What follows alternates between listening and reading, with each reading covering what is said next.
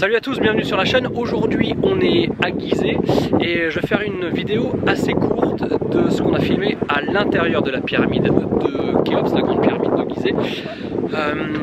Et dans les images qu'on vient de filmer, et bien en fait on a vu un tout petit détail au bas du couloir ascendant qui prouve incontestablement que les deux bouchons de granit, les deux blocs de granit qui sont situés au bout du couloir d'Al-Mamoun et au bas du couloir ascendant, et bien ces blocs n'ont jamais pu glisser, n'ont jamais pu descendre dans ce couloir depuis le haut du couloir ascendant ou devant l'antichambre, au pied de la grande galerie, pardon.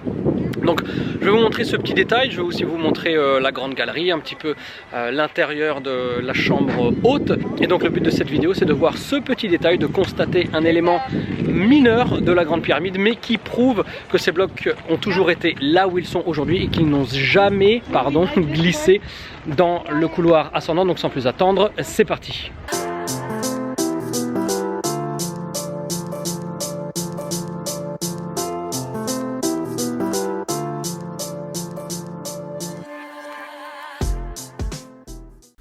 Afin de bien comprendre l'objet de la vidéo, nous allons d'abord procéder à un tour du propriétaire qui nous plongera directement dans l'expérience unique que constitue la visite de la grande pyramide de Gizeh.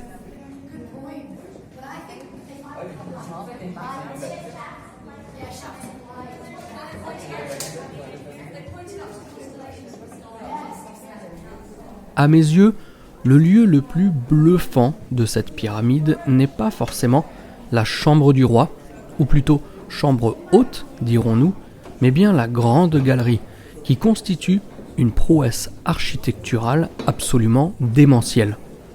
À tel point que je ne peux que me souvenir, avec un sourire un petit peu compatissant, de cette touriste anglaise devant la grande pyramide il y a quelques semaines seulement, avant que nous n'y entrions, qui se demandait pourquoi moi-même et le reste du groupe étions si excités d'y pénétrer, car, je cite, et tenez-vous bien, « il n'y a rien à l'intérieur, même pas une décoration, c'est du temps perdu ». Vous me direz, tant mieux, ça fera moins de monde dedans pendant notre découverte. La grande galerie, ce sont 47 mètres de longueur, 8,60 m de hauteur, le tout incliné à 26,18 degrés, un chiffre qui devrait en interpeller certains, car ce n'est nul autre que le nombre d'or au carré.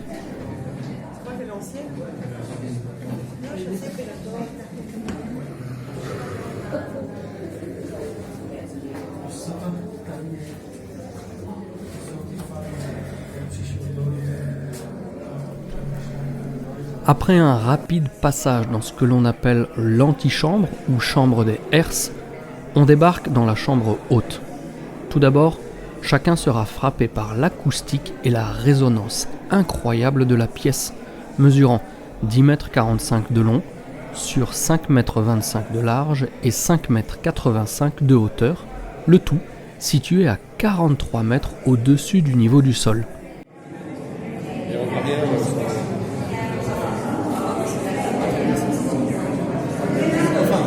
C'est clair que là, mon truc.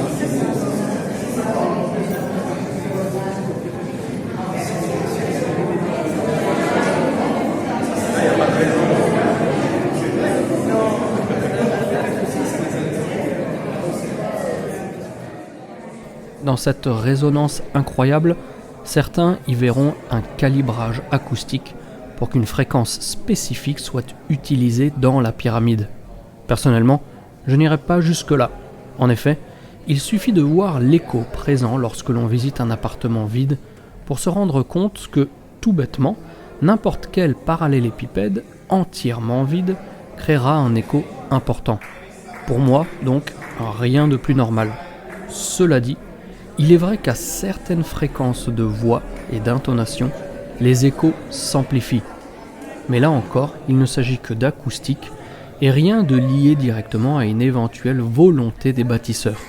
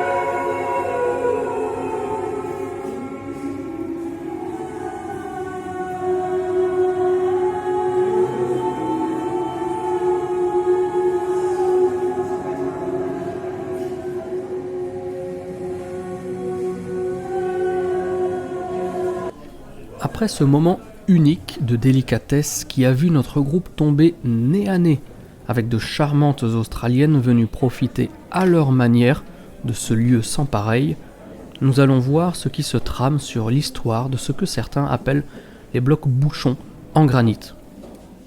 On peut lire ici et là que ces bouchons auraient dégringolé ou glissé dans le couloir ascendant depuis la grande galerie. Pourtant, il y a des éléments, enfin plutôt un élément très spécifique qui invalide cette hypothèse. Nous allons donc rebrousser chemin, petit à petit, jusqu'à ce que nous arrivions en haut du passage ascendant.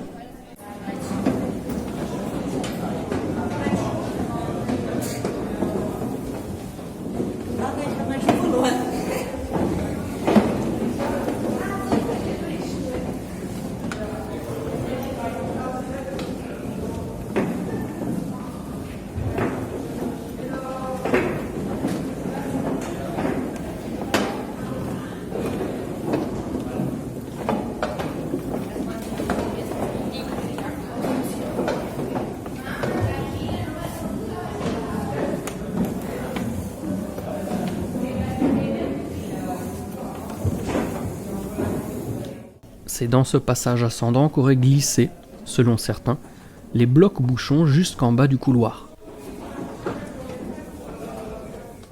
Vous verrez ensuite que les deux blocs bouchons, comme on les appelle vulgairement, sont précédés dans le sens de la descente par une petite marche, un morceau de bloc qui dépasse du sol de quelques 15 à 20 cm, mais c'est suffisant pour comprendre qu'il a donc été impossible que ces blocs aient dégringolé le couloir ascendant depuis le bas de la grande galerie.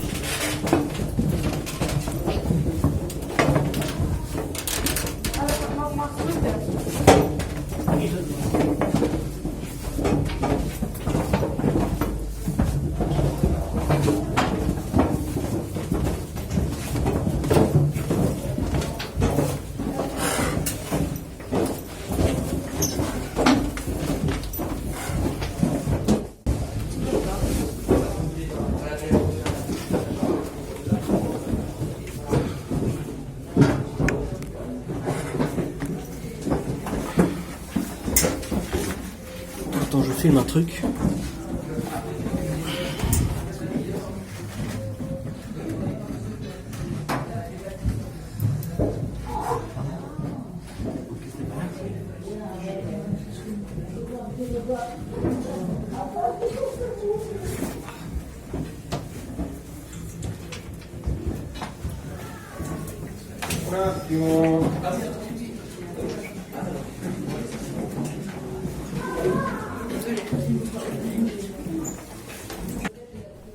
En espérant que cette balade dans les entrailles de la grande pyramide vous aura plu, je vous donne rendez-vous à tous très bientôt sur la chaîne pour la prochaine vidéo. Et d'ici là, portez-vous bien et gardez la passion. Ciao ciao.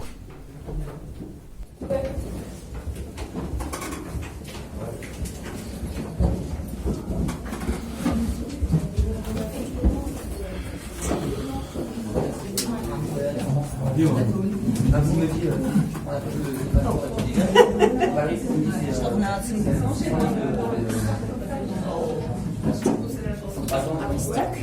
I think so. So me now.